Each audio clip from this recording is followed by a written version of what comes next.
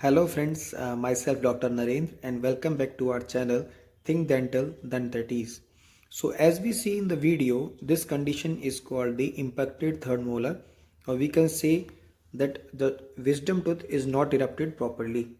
So जो ये condition आपने देखी इसका मतलब है कि जो दांत है अपना अक्ल दाढ़ जो है वो हड्डी के अंदर ही फंसी रह गई है, बाहर नहीं निकल पाई है। ठीक है, तो इसका ट्रीटमेंट क्या है?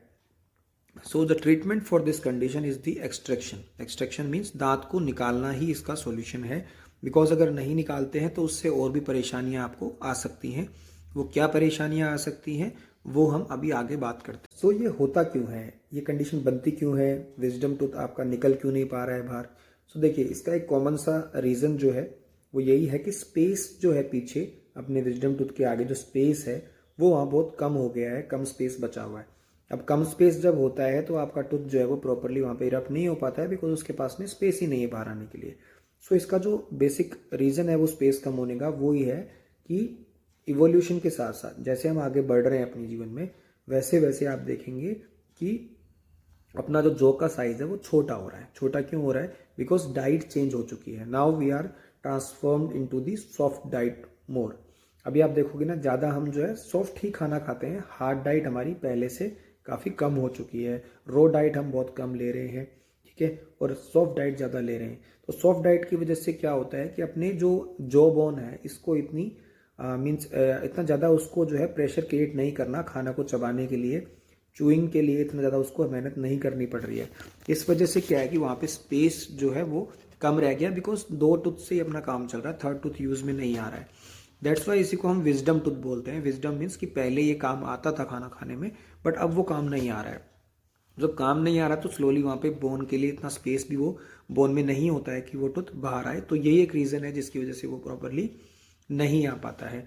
सो इसकी वजह से दिक्कत क्या आ सकती है? देखिए, जैसे मान लीजिए अपना थर्ड मोलर है, अगर वो ऐसा टिल्ट होके रखा हुआ है पीछे, वो क्योंकि स्ट्रेट तो आ नहीं पाएगा बिकॉज बोन नहीं है वहाँ पे, ठीक है, उसको बाहर लाने के लिए वहाँ पे स्पेस नहीं है, तो ऊपर बोन आ गई है, ठीक है, तो वो स्ट्रेट तो नहीं निकल पाता है। तो जब टिल्ट होके वो निकलता है तो इससे क्या होता है कि आपको sometimes you may feel pain here, ठीक है, आपको हो सकता है यहाँ पे दर्द हो, लाइक जब वो अगर हो सकता है आगे वाले जो टूथ है उसकी जो रूट है उस रूट के ऊपर प्रेशर लगा रहा हूँ, ठीक है, या फिर वो अगर मान लीजिए आपका जो थर्ड मोलर है वो थोड़ा सा बाहर इरप्ट हो गया हल्का सा एक साइड से, एंड जो आगे वाला टूथ है और आपका जो नेक्स्ट वाला टूथ है उसके पीछे ये हल्का सा इरप्ट हो गया है, जिसकी वजह से वहाँ पे स्पेस बन गया है, ठीक है, and now the food will lodge है। वहाँ पे अब खाना आप देखेंगे वहाँ बार बार खाना फंसेगा, एंड वो जगह ऐसी है कि जहाँ पे आप जो है ब्रश प्रॉपरली नहीं कर पाते हैं। सो क्लीनिंग प्रॉपरली नहीं हो पाती है।